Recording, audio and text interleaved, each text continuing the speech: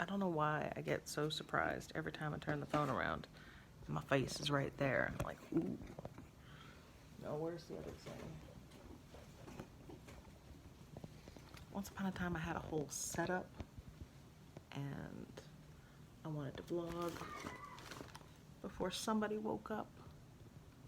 And that doesn't sound like that's going to happen right now. I think she just startled herself awake. Prop that right there. Nope, that's still not doing it. Not the way I want it to. I also had a display thing hiding under all of my stuff. Hi guys, this is Connie. I know it's already been like a minute into this, but I wanted to get on and I feel like I'm constantly apologizing, at least to the video and the channel, because I don't think I've done any Connie reads or uploaded a Connie reads for almost a week and a half, almost 2 weeks now.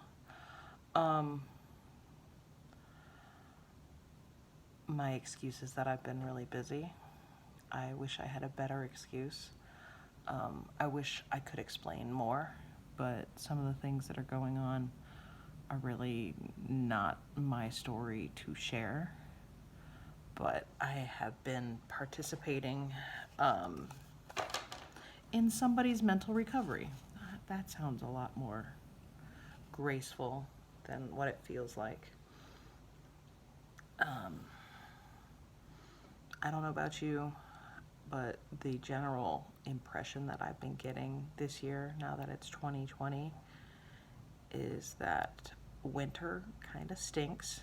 It's a pretty cold, dark season for a lot of people. And while I love snow, I love the cuddles and the layers and the blankets and the hot chocolate and the holidays and being together around family, a lot of those things can also stress people out. A lot of those things can help bring certain mental illnesses to the surface. And I was in the process of I've told a couple of people, especially in the Christmas season, I was like, 'tis the season to be stressed. And it seems like that's been an ongoing theme. Fortunately for our family, the stresses that we had in Christmas, worrying about my mom, worrying about Pistachio's mom, the worry has a bit subsided. There's a certain amount of normalcy that's coming back on my side of the family, and I'm incredibly grateful for it, because it always feels like many families put the fun back in dysfunctional.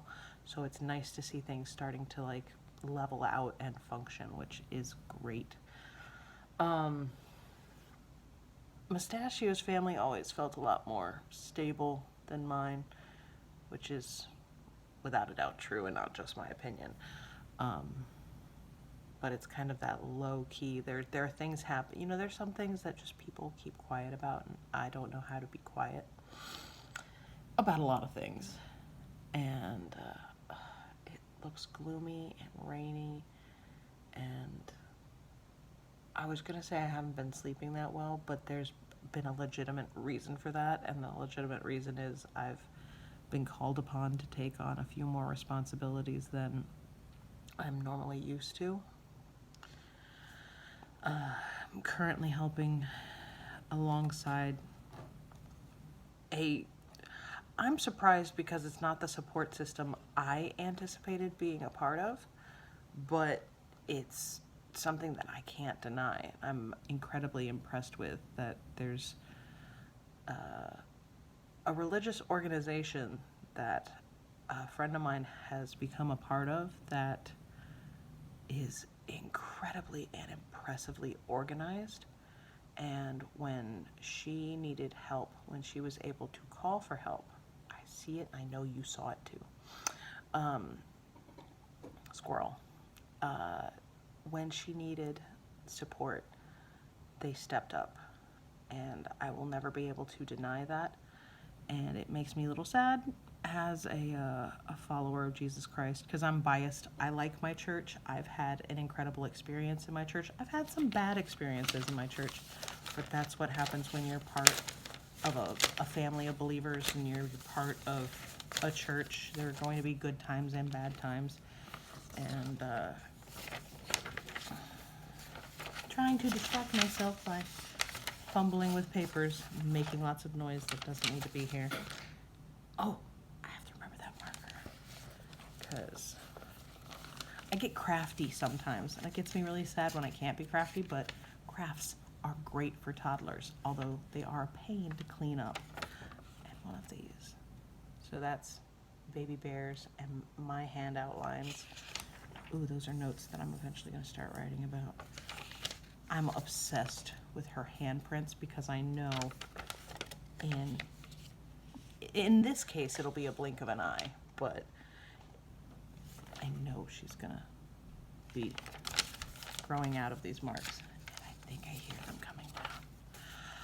I just haven't had a lot of time to have quiet and read on camera, and haven't really made time for it. But the nice thing about seasons like this is that there's a giant supply of playlists and videos that have been up for years that I'm still getting feedback on, and it makes me chuckle because people are like, thank you so much. I'm going, those are 5 to, depending on where you go in the archives, it's been a really long time that some of these videos have existed on the internet and on my channel. And I kind of cringe because I know where I was and how much I didn't care about certain things and other things I do care about now. That I'm like, oh, if only I could just remake that video. But I have an enormously long list of requests, and I think I'm currently going through, there are 2 active books right now that I'm trying to get through. I think we're doing 20,000 Leagues Under the Sea by Jules Verne, and we're doing Little House on the Prairie by Laura Ingalls Wilder. And my sister just gave me a book. That's probably the only big thing, is like, as much as I appreciate your request, they don't go deaf. I see all the email notifications. I see every comment eventually. It's really frustrating because I'd love to see them immediately, but then I'd never get anything done. The nepotism in this way, that kind of works. That's how I ended up reading Crenshaw, was because my niece requested me to read Crenshaw. And I'm getting ready to start a whole new series that my sister is trying to get me into. Even 2 or 3 years ago, I was given a book series from my mother-in-law, and it sounds like an incredibly great book, but all these books are really thick. They take a really long time to read out loud, and now being the mother of a toddler who just likes noise and engagement, it's incredibly, it feels frustrating to me trying to record with Baby Bear, and I don't know if that's what comes off in the camera and on your side as people who view and listen to it. I know that I've gotten video comments in the past that are like, we can't hear you, we only hear the baby, and I'm hoping that this little thing will help with that, because it concentrates the sound more. So even though I might be hearing a lot of things, you may not be hearing them as much. That's my hope. And yeah, we've been doing really well, all things considered. It almost feels like that one GIF where that tiny little humanoid dog is sitting there getting ready to drink some coffee or some tea, and everything around him is on fire. It's like, it's fine. This is fine. But the fires are not going on, I guess, here in our immediate backyard. It's been friends and family and other people who've been dealing with some struggles that we've been able to, with wisdom, grace, and mercy, occasionally come alongside. And sometimes it makes me reconsider wanting to get like a family pet. I think Ivy Bear would thoroughly enjoy having a dog in the house. I would be needing to step up in the cleaning department if we brought on a dog, which is probably one of the only reasons why we haven't done it. And my opinion has always been I'd rather have more kids first, and then when they decide to bring a stray home and say, can we keep it? We can talk about the responsibilities of being a pet owner. I'm just thankful I'm a semi-decent plant owner. I feel like I've only just begun stepping up. I'm looking over at the plants right now, and we have 1, 2, 3, 4, 5, 6, 7, 8, 9, 10 potted plants, and 3 plants worth of small baby plants, and a lot of them need to be replanted. I know for a fact I've got a really big one that's got several different stems and hopefully new root systems. I'm just looking at them going, I really need to turn that into 4 different potted plants and give them away. It makes me think of the various definitions of what we consider friends to be. I think that's really funny because I was going to say, I had this friend once. I feel like I could start a lot of stories just like that. I had this friend once. Or I have this friend. I'm asking for a friend. Legitimately asking for a friend. I probably in parentheses would go, no, I'm just kidding. I'm asking for myself and I'm just being chicken. Which actually is not the case. I genuinely feel like I could start several writing prompts that say freckle. Where it says, I have this friend or I had this friend. So, to start this one, I had this friend. He didn't take very good care of himself. He was a bit of a drama queen. And when he passed, I was able to come alongside him and his family as he was slowly deteriorating. And everybody knew that the inevitable, short of a gigantic miracle, he wasn't going to make it. And at his funeral, they gave me one of these, like, I suppose the flower company has potted plants that you can send to families. And this thing, it's, how big is that square? Where is that square? The square is about, it's like a 1 foot square all the way around. And it had a number of different plants in it. All of them are different. And at some point, a month or 2 down the road, somebody's like, you're gonna need to repot all of those plants or they're all going to die. I was like, what are you talking about?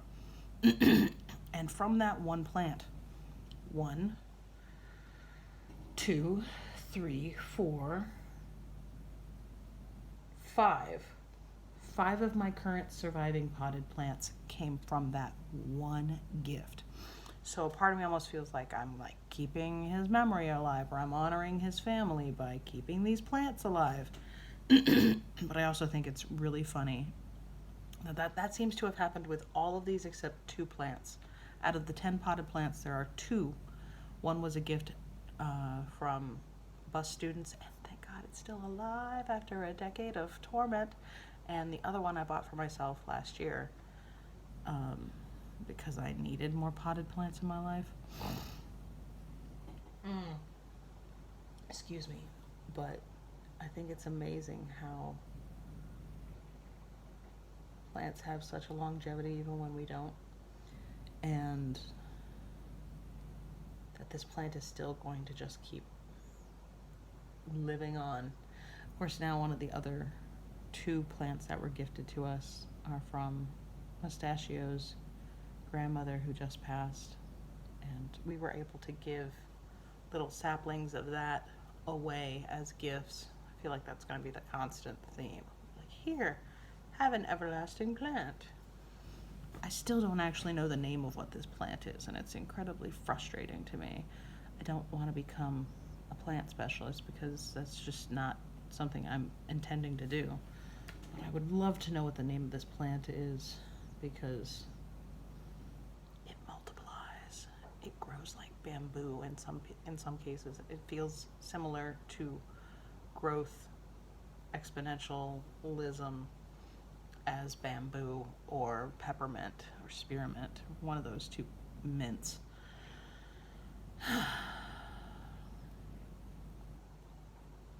Yeah.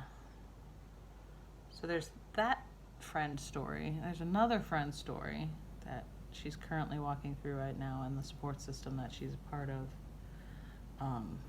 are helping take care of some of her pets. And it really makes me reconsider, like, knowing your limits, how important it is to have boundaries, or at least to know your limits and know I in my own strength by myself cannot continue on with this. And I don't know if she's understanding it, but I also get really frustrated because it's not my circus, not my monkeys, it's not my life. I've been invited in to a certain extent, but I can't make certain decisions for other people. It doesn't seem like it's my place.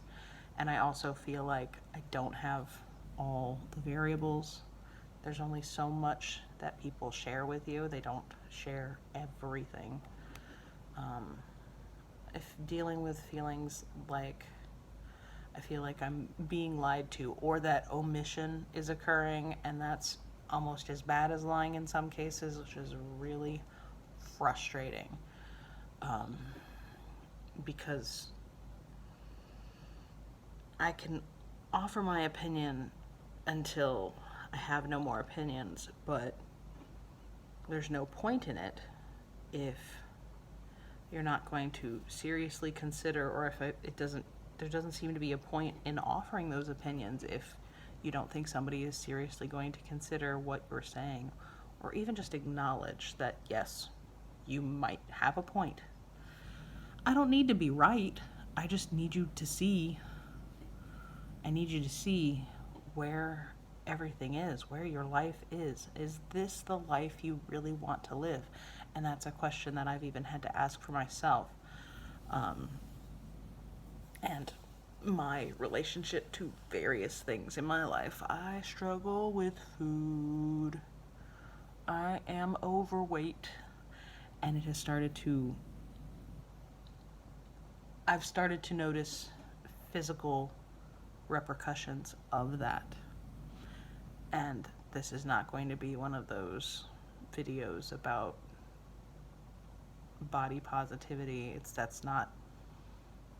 There are people that sing that song and wave the banner for that cause better than I can. I am very comfortable in my skin. I love my body, but I also really like junk food. And I don't like how I feel when I have had that much junk food.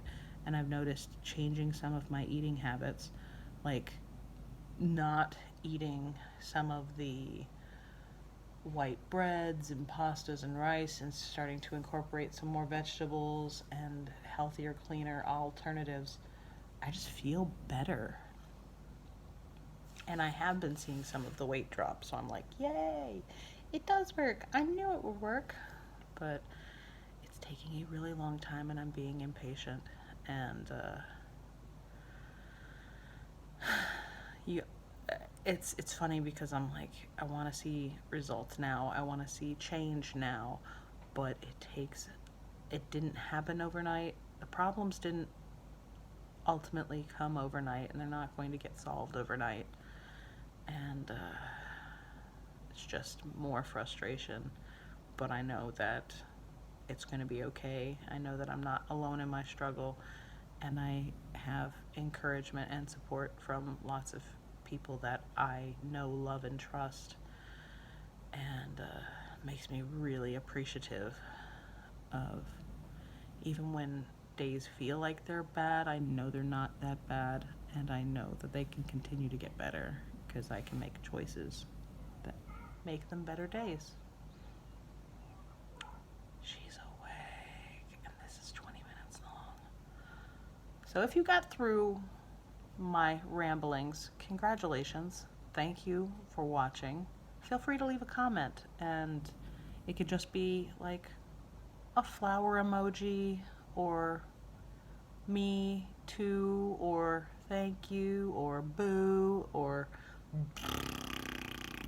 I don't know, is there an actual word for that? I'm sure some subtitles say blows raspberries. I feel like there's not an emoji for that actively that displays it in the way that many people would do that. But I don't know. Let me know. Be careful with that and enjoy, please and thank you. That's why that outro exists, because I've learned a long time ago this life. Be careful with that and enjoy. Please and thank you. And I will hopefully get back on it, because I really want to get these books done. There's so many books to read and so many books to listen to. So many books. Not enough time. And when there is enough time, I'll probably keep busy doing something else. But that's what social media is for. Shameless plug for all of my random handles. I'm at Connie Tryon in most social media things. I really like Instagram. So I'm on Instagram a lot. Probably should get off Instagram and start reading out loud more often. I'll get there eventually, because, you know, resolutions were made to be broken. I find a lot of humor in this one, and I'm gonna go get my kid, because oh my goodness, it's a little later than we all normally get up. So I'm very grateful to have time to do this and share with you. So that's a thing. Bye.